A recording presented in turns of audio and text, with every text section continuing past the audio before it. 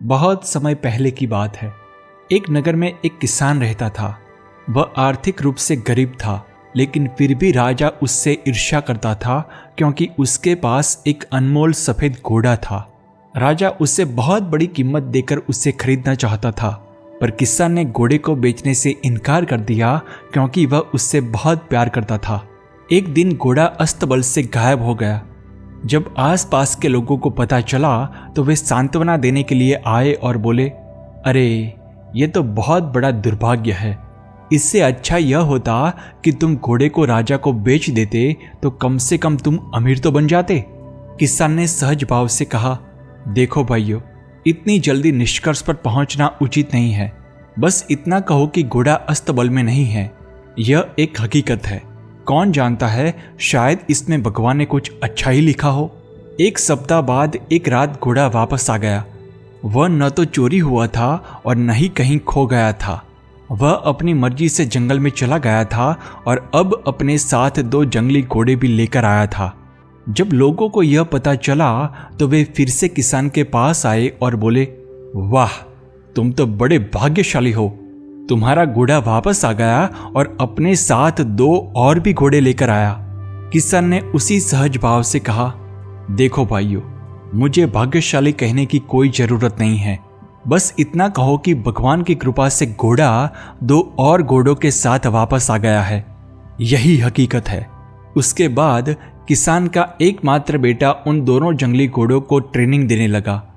एक दिन घोड़े की सवारी करते समय वह गिर गया और उसका पैर टूट गया। जब लोगों को यह पता चला तो वे फिर से किसान के पास आए और उसके बेटे के दुर्भाग्य की बातें करने लगे।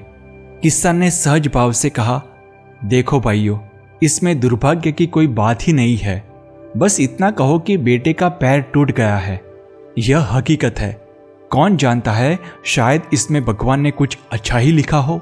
कुछ दिनों बाद अचानक नगर में युद्ध की स्थिति पैदा हो गई।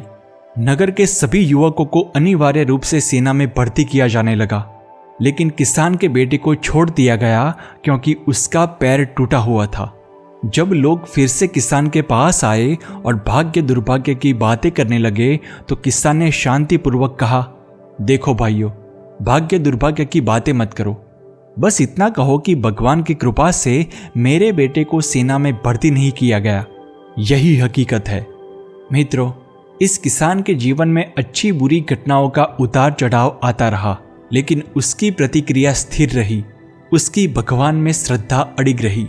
वह साक्षी भाव से जीता रहा और सहज भाव से घटनाओं को स्वीकारता रहा। कम दुखी होने और सुखी से जीने का यह सबसे श्रेष्ठ तरीका है। कई बार हमारे साथ कई बुरी घटनाएं होती है, तब वे हमें कितना दुखी करेगी यह इस बात पर निर्भर करता है कि हम उन्हें कितनी गंभीरता या सहजता से लेते हैं। हमारा दृष्टिकोण क्या है।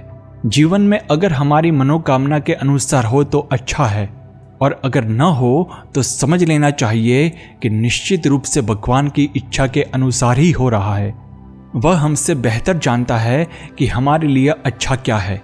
ऐसे समय में सबसे महत्वपूर्ण है कि हम धैर्य और सकारात्मक दृष्टिकोण बनाए रखें।